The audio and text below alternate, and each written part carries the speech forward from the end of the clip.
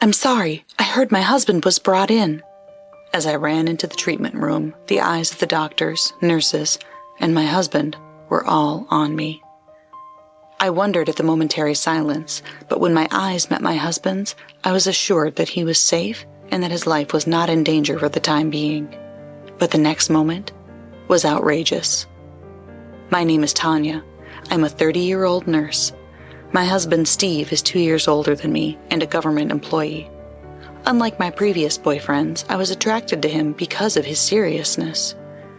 I don't know if it's because of my profession as a nurse or my nature, but I don't have a hard time serving others, and I am happy when people depend on me. Hence, helping out my boyfriend, lending him money, and such things were a daily occurrence. Even though I knew in my head that I shouldn't do it, I would do it when I was asked to. Many of my fellow nurses are like that, and relationships are always a topic of our conversations. But then, a turning point came for me. I met my husband at a blind date with fellow nurses. He seemed quiet and serious. He was the type of guy I had never been around before, and I was attracted to him from the start. Other girls said he looked too serious or plain, and there were no rivals. We exchanged contact information after a strong push from me. I was also the one who asked him to go out with me. The relationship lasted 3 years. It's been a smooth relationship, with no conflict or betrayals. Many relationships break up after a few months, and it would have been better if the relationship had lasted a year, but with Steve, it had lasted 3 years. I said to him, "Well, things are going to continue to go well. Shall we get married?" He proposed to me, and we got married. My husband had little dating experience, and his hobbies were reading and playing games at home. He was someone who rarely went out, but he was a bookworm and never ran out of topics to talk about. He's not a fan of the outdoors, but he seems to have a lot of gaming buddies, and we often play games while talking online. He says that since he started dating me, he has had more opportunities to go out. He was interested in it just because he didn't have anyone to go to, and he enjoys it wherever we go. My in-laws are a bit far away, about a 2-hour drive. I have the impression that my in-laws are gentle people. But Steve is the youngest of 3 siblings, and his in-laws are quite elderly, so we don't get to see them often. After meeting them at the wedding and the wedding ceremony, we only went to greet them once, at New Year's. We exchanged mid-year and year-end gifts, and I do call them, but I work nights, so our hours don't match, and I don't get a chance to talk to them very often. My husband and I go out somewhere when our days off coincide, and we do our share of the household chores. I thought we were doing well. However, it was about 3 months ago that I sensed something was wrong with my husband. When I came home after work, he was asleep on the sofa. A beer can was lying on the table. "You'll catch a cold," I said to him. He looked at me sleepily, rubbing his eyes. "Isn't it unusual for you to be sleeping here and drinking beer?" I asked. "I was at an online drinking party with my gaming buddies. I was having too much fun and drank too much. I don't understand this world, but as long as my husband was having fun, I thought it was fine. But this was a mistake."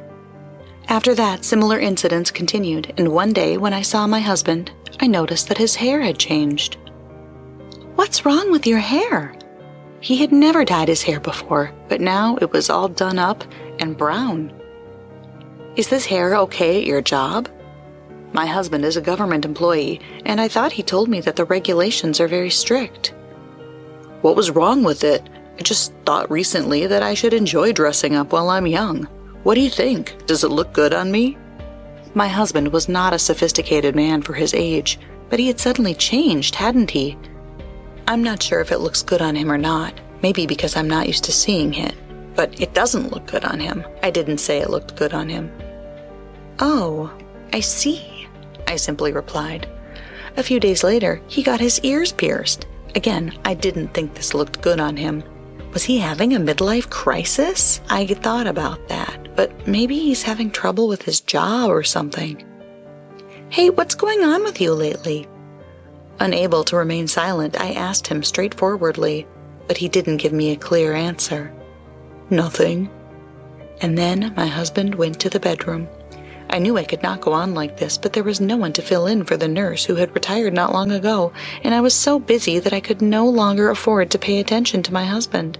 Around the time this was going on, Steve said, "My dad's not feeling well lately, so I'm going home for the weekend to check on him for a while." My father-in-law is old, and my husband must be worried about him. I nodded my head in agreement, and my husband began to leave the house every weekend. I tried to be considerate in my own way by cooking for him and texting him during work hours, but he rarely responded. Just when I thought it was time to have a proper discussion with him, I received an unbelievable call while I was at work. "Tanya, the police are trying to contact you." A colleague of mine called and passed the phone to me. "The police? Why?" I picked up the phone, feeling uneasy. He told me that Steve had been in an accident and had to be taken to the emergency room.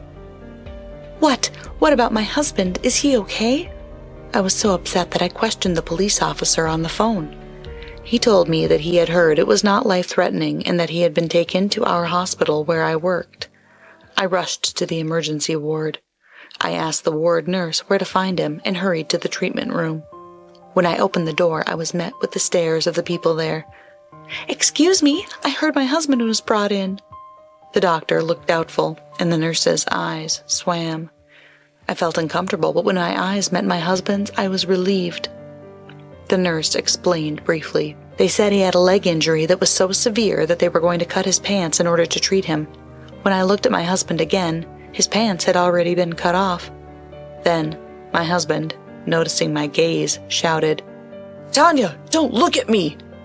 What? I'm a nurse, and I wonder if my husband thinks it's embarrassing for me to see him have his pants cut off? Certainly that may be the case, but it's common sense to cut off clothing when you can't remove it normally due to injury. "Just get out of here!" my husband shouted. I stood there, not understanding what was going on. Even though my husband screamed, the hands of the doctors and nurses did not stop rushing to treat him. It was only natural. If I listened to every word they said, it might take too much time and stall the procedure. Suddenly, something extraordinary grabs my attention. "What is that?" I muttered to myself. On the inside of my husband's thigh was a tattoo. The injury being treated was on his left leg, while the tattoo was on his right leg. Fortunately, the right leg did not appear to be damaged, and the eye was drawn to the leg that had been injured. Scrawled onto the inside of my husband's thigh is someone's name. It seems to be a woman's name. "Yasmin? Who?" My husband continued to be shocked by my words, but I got out of there once the procedure continued. I talked to a fellow nurse in the emergency ward who told me that apparently my husband had not been brought in alone. She said she thought it was a couple who was married or dating because he was brought in with a woman his own age who had been in the accident with him. When he checked the name of the woman who was transported with him, her first name is Yasmin. It matches the name on the tattoo. Does this mean they were having an affair? I kept asking myself. My coworker said she had brown hair and pierced ears and also had a tattoo with his name on it. It didn't add up. I asked the nurse who treated the woman, and she told me that my husband's name was also tattooed on her inner thigh. I think it's safe to say they are having an affair. But what kind of a nerve does a woman have to have the name of her cheating partner tattooed on her body? I can only think that she must be unstable. As I was thinking this, I remembered the call from the police. The police first called my mother and father-in-law's house, but my in-laws cannot drive, so they asked where I worked and called me. This means that my in-laws must be worried. So I called their house, and my father-in-law answered, "Is Steve gonna be all right?" He was worried, so I told him that Steve had been in an accident and had been taken to the hospital, but was not in life-threatening condition. My father-in-law's voice told me he was clearly relieved. So I asked him, "By the way, Dad, have you been feeling better?" My father-in-law said he had no idea what I was talking about.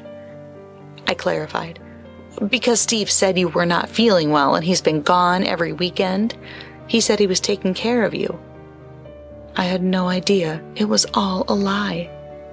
I was relieved to hear that my father-in-law was in good health and that there was nothing wrong with him during his recent medical checkup, but the problem was, where was my husband going? If it wasn't to my in-laws' house, then it must have been to the place where he was having the affair. But I had no proof. After finishing my working hours, I went home without seeing my husband, who was admitted overnight for treatment. I went home and began to go through my husband's belongings, thoroughly examining them. The evidence was easy to find. I found photos of him with this woman, hotel receipts, and even an email confirmation for reservations to a romantic resort. According to the schedule, they must have had this accident on the way home from the resort. The accident was a car crash on a mountain road. No one else was injured, and neither Steve nor this Yasmin woman appeared to be in life-threatening condition. However, since Steve had injured his leg, and it might be difficult for him to walk properly for a while, normally I should be worried about him as a wife. But I don't have that feeling anymore. I couldn't believe he lied about visiting his parents, saying he was worried about them.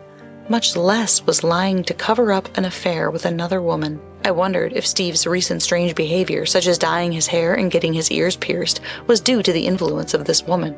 I told a fellow nurse and asked her to refer me to a lawyer who was good at divorce matters. The next day, I headed to the hospital room with my husband's belongings.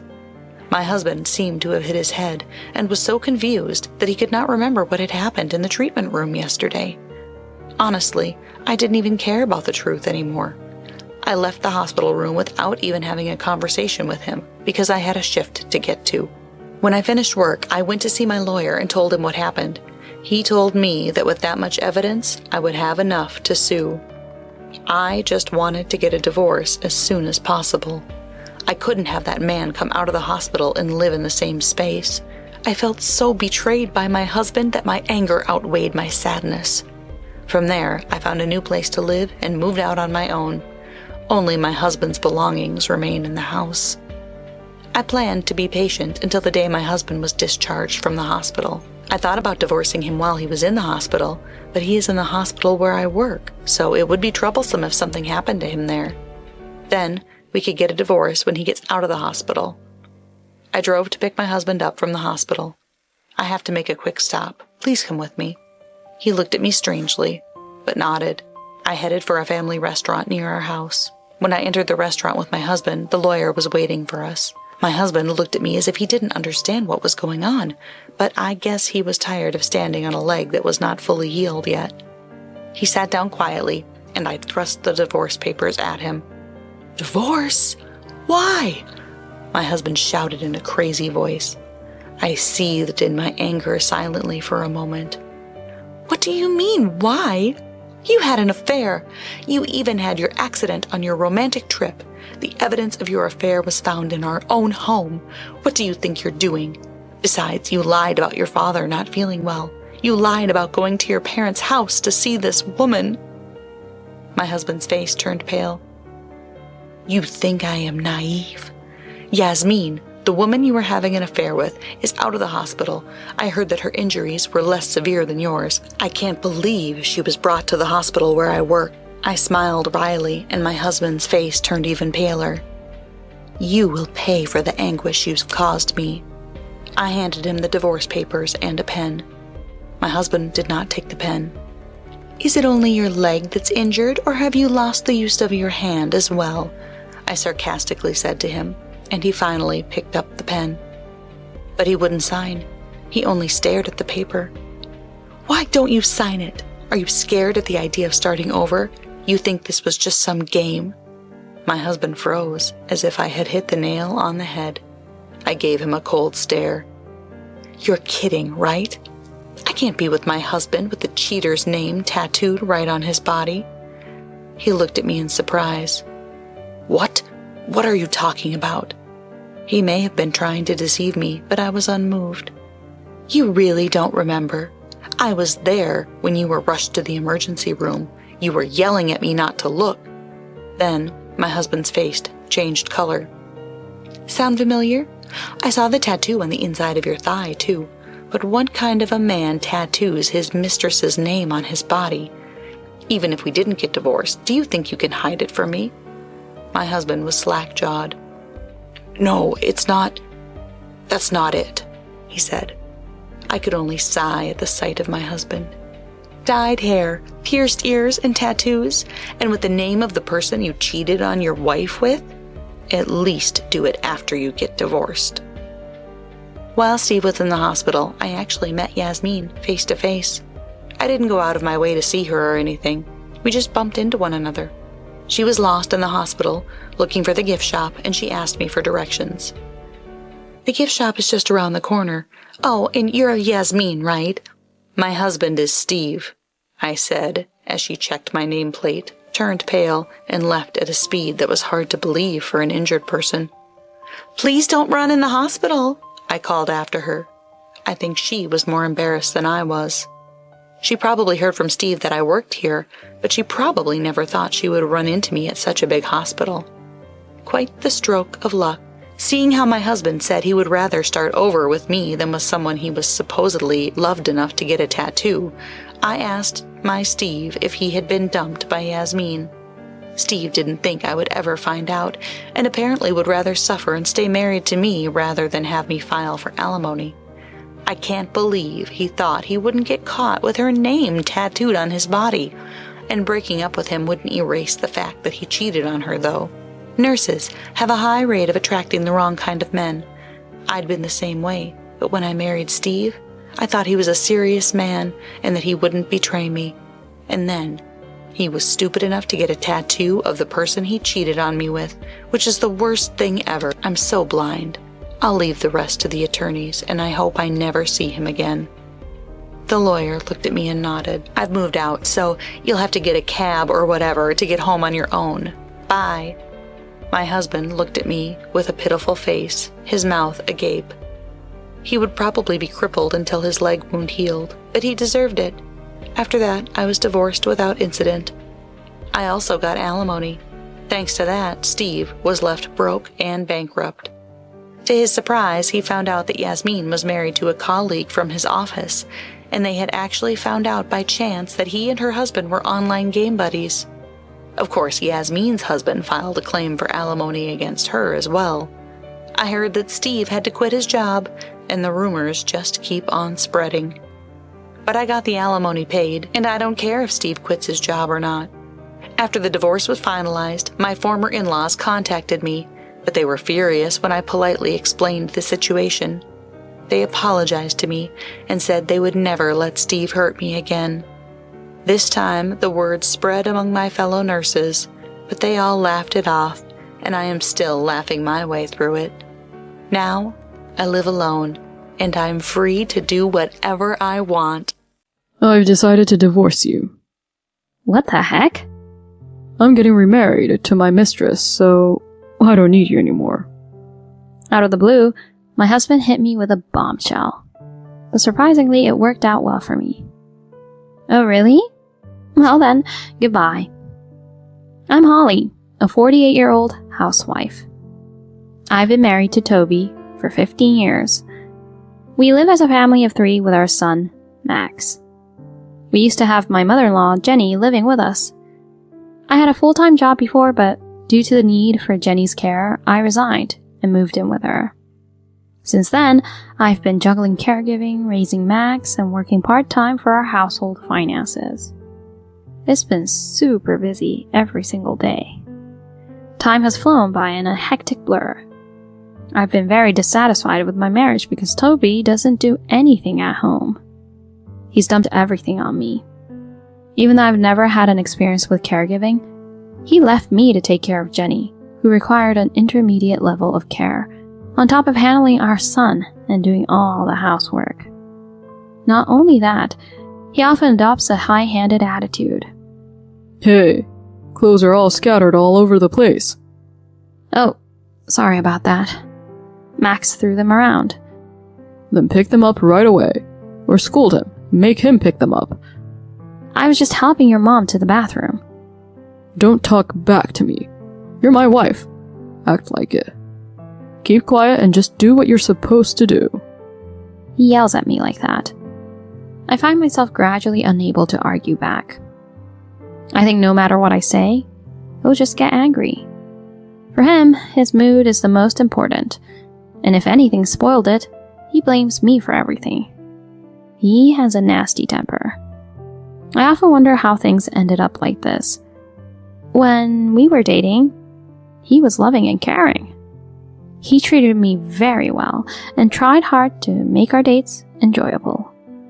I thought I'd have a happy marriage with him, so I enthusiastically accepted his proposal. But when I opened that lid, I found nothing but a terrible husband who engaged in emotional abuse.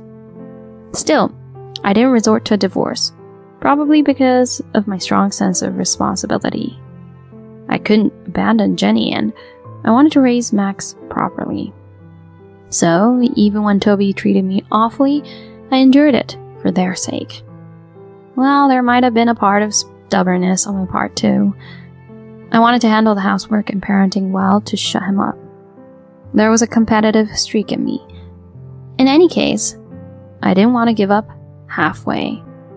If I divorced him and ran away then, I would have surely regretted it. No matter what I did, thoughts of Jenny needing care and Max would have kept haunting me. If so, I didn't think I could spend the rest of my life happily. So I didn't take the path of divorce. Although I'm not sure if it was a good or bad decision now, but well. I busted my butt trying to balance housework, parenting, and caregiving. I had even taken up a freelancing job from home in the middle of it all. Toby's spending habits were reckless. We often struggled to make ends meet. So, I decided to use my experiences to start the side gig. At first, it didn't bring in much income, but gradually the rewards started coming in. I realized I could still do anything if I set my mind to it. I had even busier days after that. Jenny's health kept declining and she needed more and more assistance. That meant I had to be by her side for many things she couldn't do alone. Not just bathroom stuff, but even eating was becoming a challenge for her. So I cut the food into small pieces, and then I fed her. Toby didn't even react to it at all. Rather, he seemed to be avoiding his own mother. Don't let Mom be in the living room while I'm eating. It ruins my mood. How dare you say such a thing? She's your mother. Once she's like that, she's not my mom anymore. Anyway, take care of her out of my sight. He often came up with such selfish and unreasonable demands. On weekends, he always went out drinking, coming home completely wasted. He was loud, high-spirited, and reeked of booze, and honestly, it was a real hassle. Even though I was exhausted from a busy day, he summoned me, ordering me to bring him to the living room and such. Even if I ignored him, he kept yelling, so I had no choice but to obey. That kind of thing happened all the time. It felt like I had another big child besides Max. Other than that, whenever he was in a bad mood, he immediately started berating me. You're too plain, you know? You've abandoned being a woman. It's terrible. Can't you try a bit harder? Why did he need to say such a thing? I didn't have time or money for myself. And that was all because he didn't do anything and splurged for himself. Buying expensive clothes, cars, you name it. And I was always stressed about it. In that situation, I couldn't afford any luxuries. And even if I could, I didn't even have time to do something for myself. I wondered if he didn't understand that or if he was intentionally making snide remarks, but either way, I thought he was a jerk. I swore to myself that I was going to give him a piece of my mind one day. I hoped for the day to come sooner rather than later. Then I told myself to responsibly take care of Jenny until the end. I was pushing through with a rebellious spirit against Toby and a sense of responsibility for caregiving and parenting. Still, the tough times outweighed the good. While Max was growing up just fine, seeing how Toby was treating me, he started acting out against me. Hey, old lady. I have a field trip tomorrow, so give me some money. Who are you speaking to? Don't call me old lady. Shut up. Just do what you're told. Yep, totally the same tone as his dad. I couldn't stand being spoken to like that by my son. And most importantly, I was concerned about him growing up with that kind of language from a young age. Max, you need to use more polite language. When you grow up, you're gonna face some struggles yourself, you know. Ugh. Don't lecture me, old lady. I'm telling you to stop that. No matter how much he rebelled against me, I tried my best to straighten him up. But he seemed to be heavily influenced by his dad. He never cleaned up the dishes after eating, just like Toby, and he always played games instead of studying. No matter what I said, he kept up with a rebellious attitude. When he entered middle school, puberty hit, making it even harder to relate. He didn't tell me anything that happened at school and didn't show me any school notices. I often had to rush to prepare things at the last minute. Seeing me in a frenzy, he just laughed out loud, and Toby insulted me, saying I was incompetent. I kept trying to figure out how to communicate with my son. I wondered if changing my approach would work. So, I tried being extremely nice, but he just got more arrogant. I was at the wit's end, as he kept playing games all the time and staying out late at night. Even though I scolded and guided him many times, he responded with insults every time. As he got older, he stopped listening altogether. When I found cigarettes in his room, I scolded him severely. But he just said everyone did it and showed no remorse. I thought it was better for Toby to reprimand him in that case, so I spoke to him. But he just said it wasn't a big deal as a lot of people smoked in his time too. With things like that, it was impossible to make Max into a decent adult. I didn't know what else to do anymore. I had to do housework, take care of Jenny, and work for a living.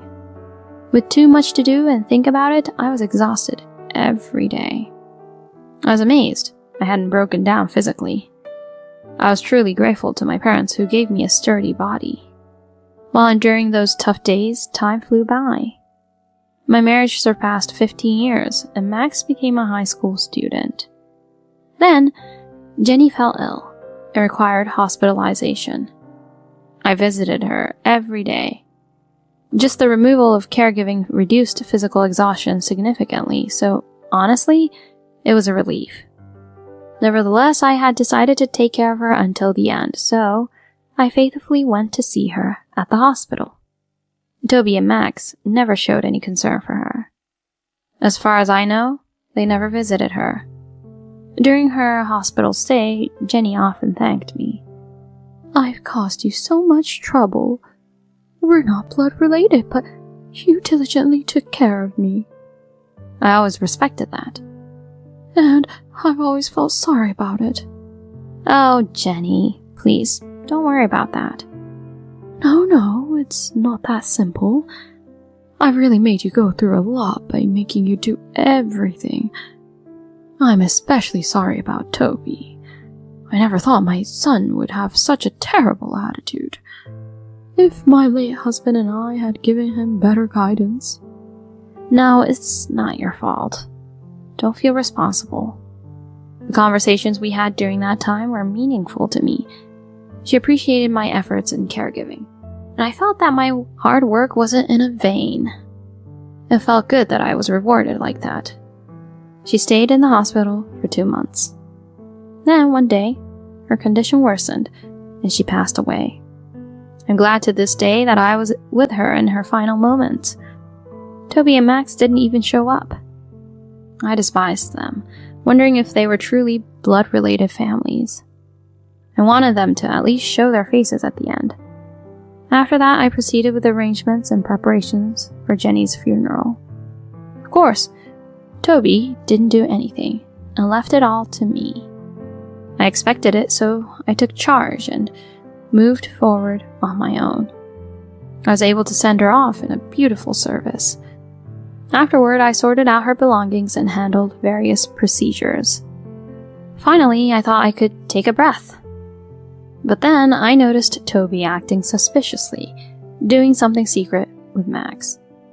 Whenever I entered the living room where they were talking, they would stop and act fidgety. And when I left, they would huddle together again and talk about something. I wondered what they were scheming. Well, whatever they were up to, it didn't concern me anymore. I had learned not to expect anything from them. No matter how strict I was with Max, his personality didn't change. Toby continued his high-handed attitude towards me, and our marital relationship was non-existent. There was nothing more I could do about them. If they were planning something, I decided I'd take action too. I started making preparations. And then about 2 months passed. It was summer vacation at that time, and since Max was home all day, I started working at a cafe. When he was at home, he gave orders, just like Toby. That made it impossible to focus on work. So I went to a cafe to finish it. Even though it was a short time, I could concentrate and complete all by the afternoon. When I thought I'd stop by the supermarket before heading home, Toby suddenly called me. It had been a while since I received a call from him. Surprised, I answered the phone. Hello, what's up? Where are you? I'm on my way home after working at a cafe. Carefree, huh? I mean, what work? You were just sipping coffee without a care in the world, right? What do you want? Did you call just to make fun of me? Oh, right. I did have something to tell you. I've decided to leave you. What the heck? I'm talking about getting a divorce. You can't just drop something so serious out of the blue. And what about Max? I don't need you anymore since I'm remarrying my girlfriend. Well, I guess it's tough for you to be suddenly dumped like this, but hang in there. He dropped a bombshell out of nowhere. But surprisingly, it worked out well for me. No, really. Well then, goodbye. Huh? I said goodbye. We're divorcing, right? Oh, sure, but you're taking this surprisingly lightly. Well, I've been wanting it for a while, you know. What? I can't keep going with a lowlife like you. Now that your mom's gone, you probably think you can just discard me, right? But once I bid farewell to her, I planned to leave you too. Don't act like you're the one in control and dumping me. Oh, is that so? But you don't have any income, and your future looks pretty bleak from now on, doesn't it? Maybe you're putting on a brave front, but our paths diverge when it comes to it. Who knows? Well, you can believe whatever makes you feel better. You sound so smug. I have nothing more to discuss, so let's handle it through the lawyers from now on. Lawyers? Where are you going to get that money? I said, we're done talking. You're bothering me, so I'm hanging up. Hey! I forcefully hung up the phone. Then I immediately booked a hotel room and stayed overnight. After that, I put my plans into action. To tell you the truth, I had already rented a place to live after separating from Toby. It was ready for me to move in any time, so I relocated the next day. I quickly bought essentials, making it possible to live for the time being. Then I contacted the attorney I had consulted and asked him to proceed with the divorce. A few days later, Toby called. What do you want now? What the heck do you think you're doing? You sent a mass email to my company. Well, everyone at your workplace should know what you've been up to until now. You've been emotionally abusing me for a long time, and there's also the matter of your affair. The evidence photos were attached, right? Can't deny it anymore. How dare you? Because of that, I became a laughingstock. My boss even cut me out of the big project I was leading. Oh, well, I can't blame him. People with personality issues probably shouldn't be in positions of authority, right? What you've done is just despicable as a person. God, are you seriously going to demand alimony? I have been supporting you financially all this time. Wasn't that enough? Of course not. I'll take whatever I can get. Ugh, even if you succeed in squeezing money out of me, remember, you're still beneath me. Is that so? I make a decent income as a freelancer. Now that I don't have to take care of you and Max, I'm increasing my work volume. There's no problem living on my own. You're kidding me. Anyway, I won't be talking to you anymore. Follow the lawyer's instructions and handle the procedures precisely. If you refuse or ignore them, I'm ready to fight in court. Ugh. After that, Toby finally agreed to my demand and paid the alimony. I received about 50% of his annual income in a lump sum. A few months after I started living alone, I received a call from Max. Hello? What on earth do you want? Mom, please help me. I'm not your mom, though. What are you saying? Just help me, please. What happened? I got caught shoplifting and the store is about to call the police. Oh, wow. I'll give you the location, so come quickly and apologize together. Why me? Because you're my mom. Oh, I see. Your dad hasn't told you yet, huh? What are you talking about? You're my stepson. What? When you were 1 year old, your dad and I got married, so we're not biologically related. You're a stranger to me now that I'm not with your dad. No way. He was left speechless upon learning the unexpected truth. Well then, why not ask your mom-to-be for help? A young and cute girlfriend of your dad. Ugh, that woman just lazes around at home all day and goes out having fun without paying any attention to me. So I can only rely on you, Mom. I see. Well, too bad for you. I don't want anything to do with you anymore. You should just accept the consequences and obey what the officers tell you, okay? What? No, please, help me. Nope. Bye. I hung up and blocked any further calls. Later, I found out from Toby's relatives that Max was taken to the police station. He was also investigated at school and ended up getting expelled for various reasons, including being caught smoking. He became a shut-in, and he and his new mom-to-be constantly fought. She apparently couldn't handle the situation and eventually left the house. Toby's now single, taking care of a son who does nothing, and stays at home, all while facing cold glares at work as the abusive cheater. It's a tough situation, but he brought it on himself. On the flip side, I'm enjoying my comfortable new life. Work is coming in steadily, income is growing, and life is pretty easy. I'll keep working hard, build up some assets, and occasionally treat myself to a bit of luxury. I'm planning to live a fulfilling life from here on out.